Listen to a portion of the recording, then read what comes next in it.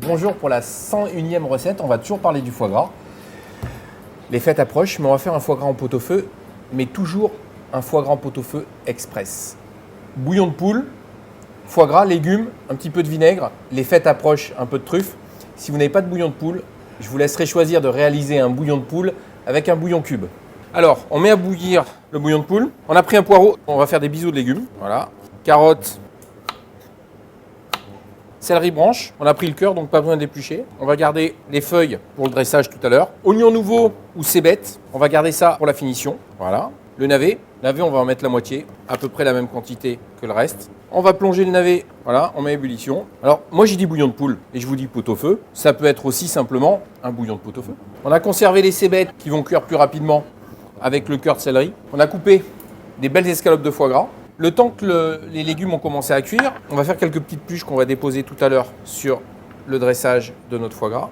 Alors, on a gardé la partie verte de la cébette, on va faire des petits bisous qu'on va garder crus, une partie cuite, une partie crue. Au dernier moment, j'ai changé d'avis, je voulais pas en mettre et j'en mets persil. C'est pas obligatoire, ça sera pour la finition de notre pot-au-feu de foie gras.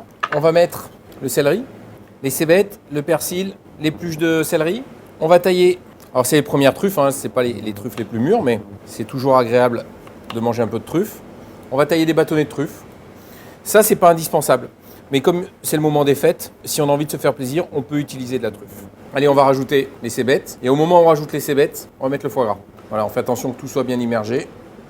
Après 3-4 minutes de cuisson, il manque un petit peu de cuisson sur le foie gras. On va le laisser, allez, une bonne minute encore. La minute s'est écoulée. On vérifie, les escalopes de foie gras sont cuites. On va vérifier la cuisson des légumes. Eh bien, ils sont cuits.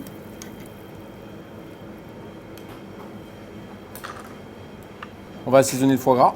Un petit coup de gros sel sur les légumes aussi. Et on rectifie le bouillon. Jamais de poivre dans un bouillon, parce que sinon, il va rester en surface et se coller au palais. Petite goutte de vinaigre pour assaisonner le foie gras. Vinaigre maison, évidemment. Et on en met une petite goutte, voilà, dans le bouillon.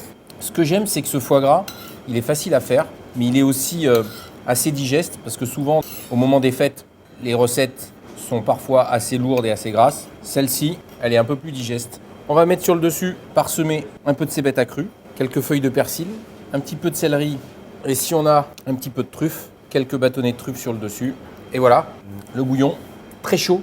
L'herbe qui va tomber dedans, on donne un petit peu de vie. Voilà ma recette du foie gras au pot, inspirée de la traditionnelle recette de la poule au pot que je réalise dans mon bistrot de cuisine bourgeoise à Paris, à la poule au pot. C'est une recette qui est presque inratable et qui est plus digeste parce qu'effectivement, le foie gras vient nourrir avec sa graisse les légumes, se parfumer. Vous ne le sentez pas ? Je peux vous dire que le foie gras au pot, c'est une vraie réussite.